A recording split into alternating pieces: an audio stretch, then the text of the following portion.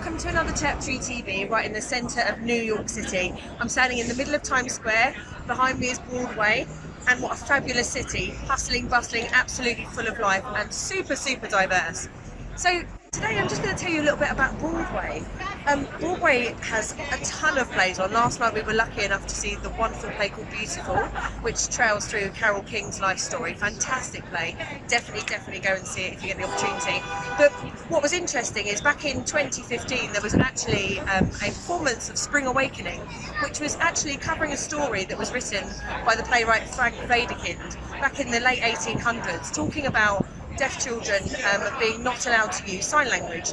So what happened, there was a Milan conference back in the tail end of the 1800s that basically voted. There were a group of educators that came together and they voted together that it wasn't useful to teach deaf children sign language and have access to sign language for education. So instead what happened is deaf children were taught orally.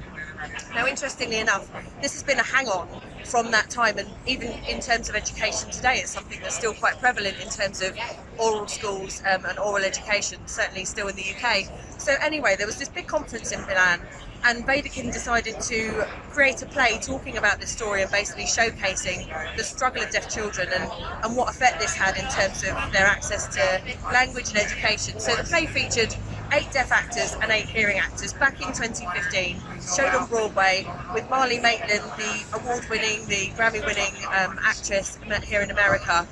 Fantastic opportunity and really showcasing deaf people in society, putting deaf people at the centre of Broadway. I mean, what an amazing opportunity. So that was back in 2015, but you still see a massive diverse range of things here in New York.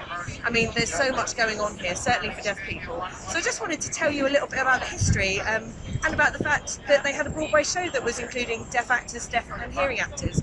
Great opportunity to promote working together, and the play was actually accessible in, it had captioning, it had access through sign language, access through voice as well through English, but also had audio description so that visually impaired theatre goers could access as well.